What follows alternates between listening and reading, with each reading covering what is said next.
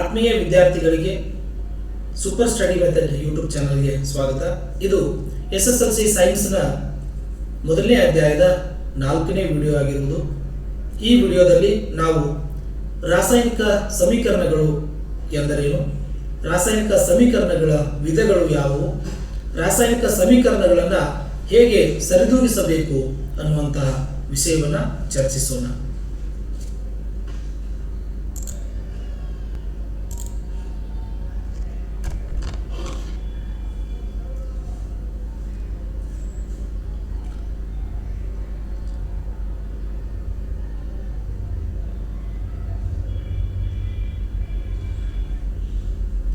ರಾಸಾಯನಿಕ ಸಮೀಕರಣಗಳು ಪ್ರತಿವರ್ತಕಗಳು ಮತ್ತು ಉತ್ಪನ್ನಗಳನ್ನು ಅವುಗಳ ರಾಸಾಯನಿಕ ಸಂಕೇತಗಳ ಮತ್ತು ರಾಸಾಯನಿಕ ಸೂತ್ರಗಳ ಮೂಲಕ ಸೂಚಿಸುವುದನ್ನು ನಾವು ರಾಸಾಯನಿಕ ಸಮೀಕರಣ ಅಂತ ಕರೆಯುತ್ತೇವೆ.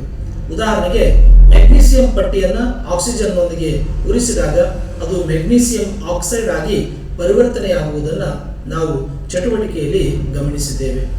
ಈ ಒಂದು ಸಂಕ್ಷಿಪ್ತ ಪ್ರಕ್ರಿಯೆಯನ್ನು ನಾವು ಸೂಚಿಸಬೇಕಾದ್ರೆ ಅತ್ಯಂತ ಸರಳ ವಿಧಾನವಾಗಿ ಈ ರೀತಿಯಾಗಿ ಬರೆಯಬಹುದು: magnesium plus oxygen magnesium oxide. ಇಲ್ಲಿ ಮೆಗ್ನೀಸಿಯಂ ಮತ್ತು ಆಕ್ಸಿಜನ್ ಪ್ರತಿವರ್ತಕಗಳಾಗಿವೆ.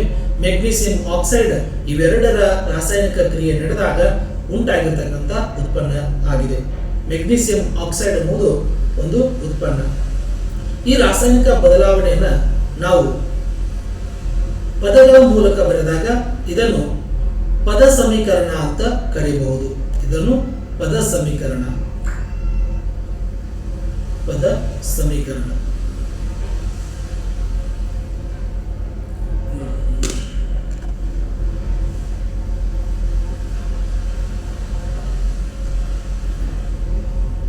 ಸೊ ಅದೇ ರೀತಿ ಈ ಮೆಗ್ನೀಸಿಯಂ ಆಕ್ಸಿಜನ್ ಮತ್ತು ಮೆಗ್ನೀಸಿಯಂ ಆಕ್ಸೈಡ್ ಅನ್ನು ಅವುಗಳ ಸಂಕೇತ ರೂಪದಲ್ಲಿ ಬರೆದಾಗ Mg plus O2 gives rise to 2MgO. So ಇದು ಸಾಂಕೇತಿಕ ಸಮೀಕರಣ ಅಂತ ನಾವು ಕರೆಯಬಹುದು. ಪದಗಳಲ್ಲಿ ಬರೆದಾಗ ಅದನ್ನು ಪದ ಸಮೀಕರಣ ಅಂತೇಳಿ ಕರೆದಿವಿ. ಸಂಕೇತ ರೂಪದಲ್ಲಿ ಬರೆದಾಗ ಅದನ್ನು ಸಾಂಕೇತಿಕ ಸಮೀಕರಣ ಅಂತೇಳಿ ಕರೆಯುತ್ತೇವೆ. ಇವೆರಡು ರಾಸಾಯನಿಕ ಸಮೀಕರಣಗಳ ಮುಖ್ಯ ವಿಧಗಳಾಗಿವೆ. ಸೊ ಇವುಗಳನ್ನು ರಾಸಾಯನಿಕ ಸಮೀಕರಣಗಳನ್ನ ಸರಿದೂಗಿಸುವುದು ಹೇಗೆ? ನಿಮಗೆಲ್ಲರಿಗೂ ರಾಶಿ ಸಂರಕ್ಷಣಾ ನಿಯಮದ ಪ್ರಕಾರ ರಾಸಾಯನಿಕ ಕ್ರಿಯೆಯಲ್ಲಿನ ರಾಶಿಯನ್ನು ಸೃಷ್ಟಿಸುವುದಾಗಲಿ ಅಥವಾ ಲಯಗೊಳಿಸುವುದಾಗಲಿ ಸಾಧ್ಯವಿಲ್ಲ.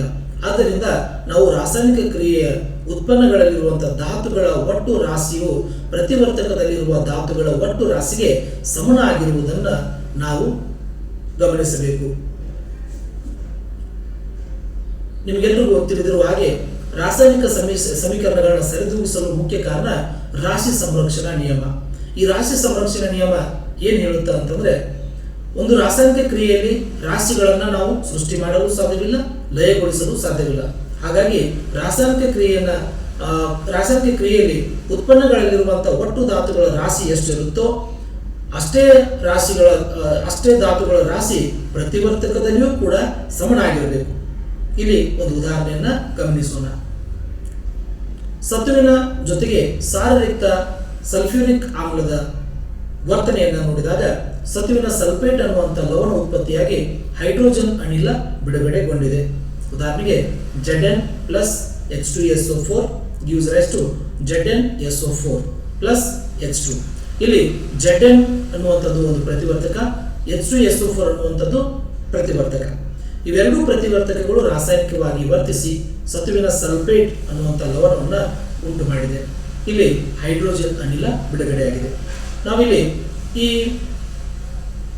ಒಂದು ರಾಸಾಯನಿಕ ಕ್ರಿಯೆಯನ್ನ ಎರಡು ಪಾರ್ಟ್ ಆಗಿ ಡಿವೈಡ್ ಮಾಡಿದಾಗ ಪ್ರತಿವರ್ತಕಗಳು ಮತ್ತು ಉತ್ಪನ್ನ ಅಂತೇಳಿ ನಾವು ಡಿವೈಡ್ ಮಾಡಿ ಪ್ರತಿವರ್ತಕಗಳನ್ನು LHS ಅಂತೇಳಿ ಬರ್ಕೊಂಡು ಉತ್ಪನ್ನಗಳನ್ನು RHS ರೈಟ್ ಹ್ಯಾಂಡ್ ಸೈಡ್ ಮತ್ತು ಲೆಫ್ಟ್ ಹ್ಯಾಂಡ್ ಸೈಡ್.